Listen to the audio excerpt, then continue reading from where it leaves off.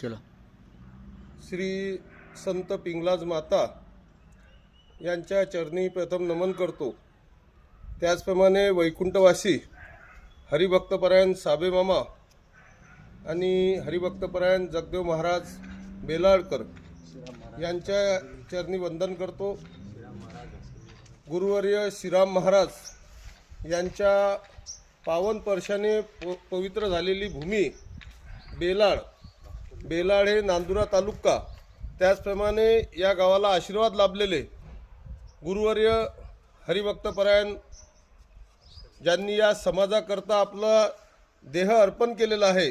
जगाच्या कल्याणा संताच्या विभूती देह कष्टविती परोपकारे असे हरिभक्तपरायण भास्करगिरी महाराज देवगड पीठाचे या ठिकाणी त्यांचा आशीर्वाद, त्याचप्रमाणे हरिभक्तपरायण जगद्गुरू गुरुवर्य तुकाराम महाराज इरोलेकर यांच्या आशीर्वादाने पवित्र झालेली भूमी आणि हे या ठिकाणी हे गाव नांदुरा तालुका या ठिकाणी आपल्याला जीवनामध्ये अनुभव घेण्याकरता माननीय भास्कर पाटील पेरे हे या ठिकाणी उद्या दिनांक 18 तारीखला संध्याकाळी 6 वाजता या ठिकाणी आयोजित त्यांचा कार्यक्रम केलेला आहे।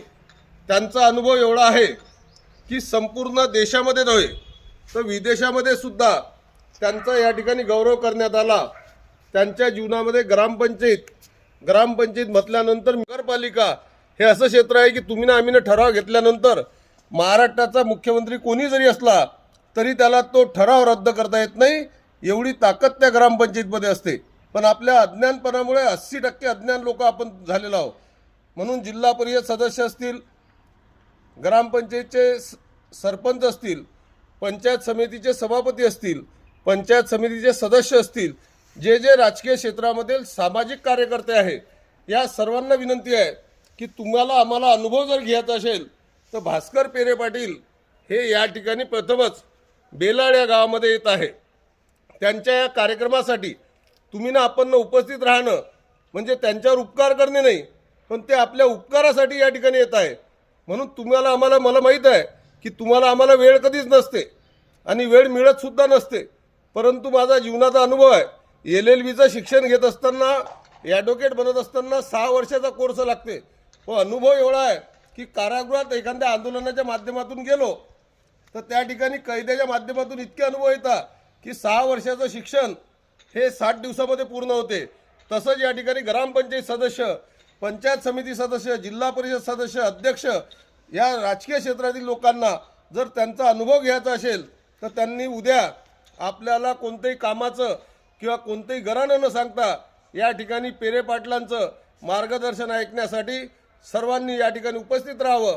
हा कार्यक्रम राजकीय नसून, सामाजिक नसून, तुमच्या आमच्या जीवनामध्ये एक अमृताची पर्वणी ग्रामपंचायत कशी चालवायची।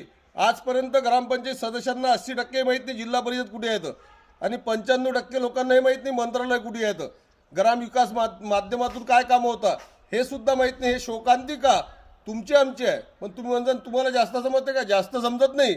आम्ही जे आमच्या डोळ्यातून 40 वर्षापासून पाहतो तर ग्रामपंचायत सदस्याला पंचायत समितीसुद्धा जास्त वेळ माहीत नाही। जिल्हा परिषद तर मागचा भाग आहे, हे आपली भाग आहे, पण मराठवाड्यामध्ये ग्रामपंचायतची विनंती करतो आणि या ठिकाणी थांबतो। जय हिंद, जय महाराष्ट्र।